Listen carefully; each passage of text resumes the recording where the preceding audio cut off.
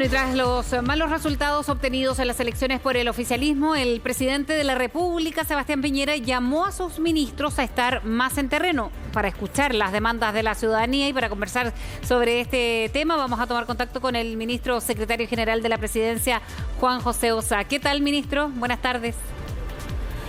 Muy buenas tardes, Fresia. Bien, saludarla. Ha habido reuniones, ¿no?, en distintos partidos políticos también, pero este Consejo de Gabinete que aparece con esta conexión, ¿va en la misma línea de los mínimos comunes? Y se lo pregunto porque ha llevado como 3 semanas de discusión esta iniciativa que envió la presidenta del Senado. A ver, son cosas distintas, pero obviamente en algún lugar se relacionan. Efectivamente, en el Consejo de Gabinete del día de ayer, el presidente hizo el llamado que luego de terminado el Consejo, el ministro Delgado, el ministro del Interior, explicó muy claramente. Conversamos, se sacaron conclusiones, pero ante todo lo que dice usted, el presidente nos pidió a seguir trabajando, a conectar con la gente, y lo hizo por una razón que él mismo explicaba el domingo en la noche cuando le habló al país. Evidentemente, los resultados electorales son un llamado de atención a la clase política más tradicional, obviamente a Chile Vamos, a Unidad Constituyente, al gobierno también, y en ese sentido este Consejo de Gabinete sirvió también para seguir analizando ese aspecto. Respecto a los mínimos comunes, a ver, yo creo que es bueno que conceptualicemos los plazos. El gobierno envió una propuesta a la mesa del Senado, a la mesa de la Cámara, a distintos actores de la sociedad civil, y esa propuesta fue contestada por la mesa del Senado 9 días después. Con esto no estoy haciendo una crítica. Yo creo que ameritaba que fuera sociabilizada como se hizo. Y yo creo que en eso hay que reconocerle a la oposición que hizo un trabajo de sociabilización, pero que tomó 9 días. Y lo digo porque es importante que no se nos considere a nosotros como si estuviésemos demorando las cosas. Luego de eso, sí. Sí, es que cuando me dice que son cosas distintas, hay una conexión que no tiene que ver solamente a lo mejor con estar en terreno, que entiendo también, según decía el ministro Delgado, era una de las indicaciones que le había entregado el presidente a los ministros y a las autoridades de gobierno, sino también cómo apurar así es. Claro, las ayudas que necesita la gente ahora. Eso es conexión y eso no va muy distinto de tener pronto una ayuda. No, para nada, por eso yo decía que estaban relacionadas, que eran cosas distintas pero que se relacionaban, la conversación del Consejo de Gabinete y lo que ha ocurrido con los mínimos comunes. El jueves pasado, cuando recibimos esta propuesta, nosotros elegimos al país que íbamos a esperar a la de Chile Vamos y no íbamos a hacer propuestas 2 días antes de una elección, cosa que hicimos. Y estamos a la espera que en las próximas horas Chile Vamos también nos entregue sus propuestas que han sido sociabilizadas en regiones, con sus bases, pero cuente con que, obviamente, una vez que sean recibidas, vamos a coger el llamado, no solo que hizo el presidente ayer en el Consejo de Gabinete, el mismo que nos lleva haciendo mucho tiempo y el mismo que nos hace la ciudadanía, los chilenos y las chilenas, que es profundizar las ayudas para poder seguir ayudando a las personas en una situación tan crítica. Pero quisimos hacerlo buscando acuerdos en la clase política y eso es básicamente algo que creemos que vamos a lograr, más allá que durante la tramitación de estos proyectos de ley obviamente van a haber diferencias y esperamos presentarlos esta semana. Ya, eso le iba a preguntar, si se habían autoimpuesto quizás plazos para hacer de estas ayudas urgentes. Lo que pasa es que probablemente se va a tratar de distintos proyectos de ley. Hay un ámbito relacionado a las transferencias directas a las personas, hay un ámbito relacionado a la ayuda a las pymes, hay otros aspectos que son administrativos, hay algunos temas recaudatorios y en ese sentido obviamente no todos entran al mismo tiempo. Lo más urgente, nuestro compromiso es por supuesto presentarlos lo antes posible. Nunca se habló de cambio de gabinete en el Consejo, seguramente es difícil que usted, claro, pudiese transparentarlo acá, pero ¿quién se hace cargo de esta derrota, la más grande en casi 50 años de un gobierno de derecha, ministro? A ver, son 3 cosas. En los consejos de gabinete hay mucha gente, así que no se habla de los cambios de gabinete.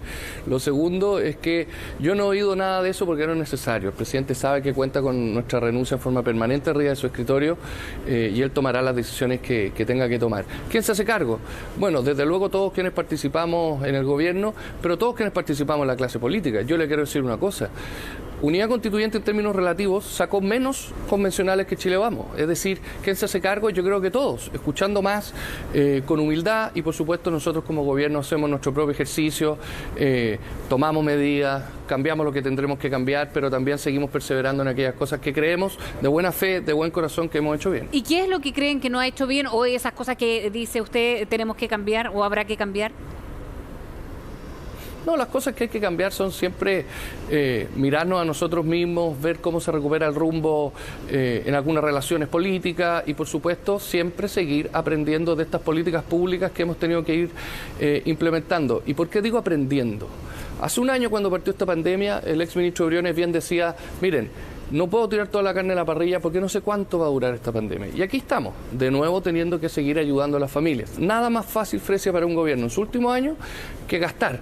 Pero tenemos que hacerlo pensando en que esta crisis económica puede durar 2, 3 y 4 años más. Eso no quita a que obviamente nuestro compromiso es seguir profundizando las transferencias directas a las familias, seguir subsidiando el empleo, seguir ayudando a las pymes y esta vez con mucho diálogo, con mucha conversación con la oposición y escuchando a las pymes, a los gremios y a la sociedad civil. ¿Y eso, o sea, abierto el gobierno, o ministro, o eso están esperando con las iniciativas que lleguen de los otros sectores políticos respecto a este bono universal y llegar ya no tan focalizado, más allá de que el IFE se haya extendido en número?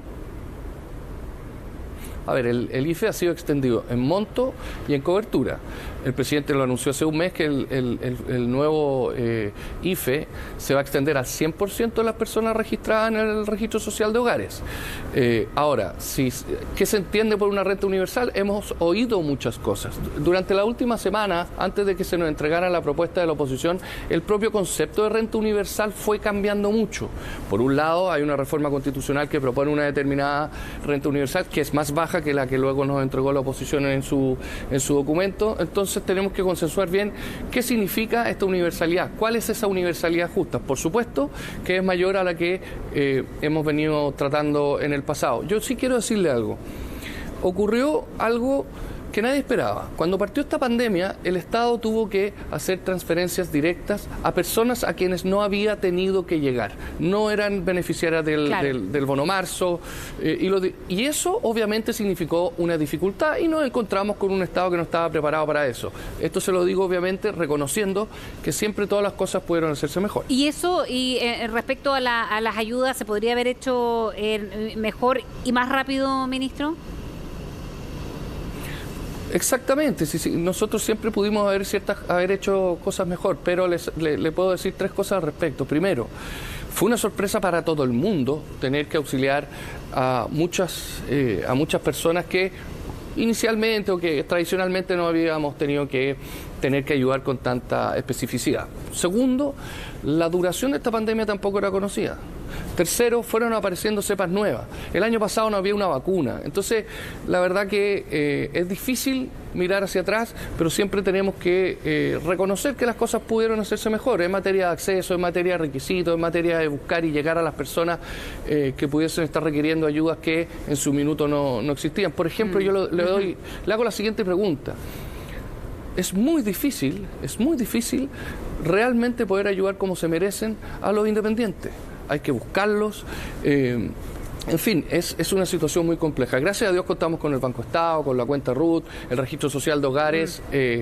No es el mejor de los mecanismos, mide multidimensionalmente, digamos, la situación de las familias, pero creo que hemos hecho, ofrece un esfuerzo gigantesco. Ministro, muchísimas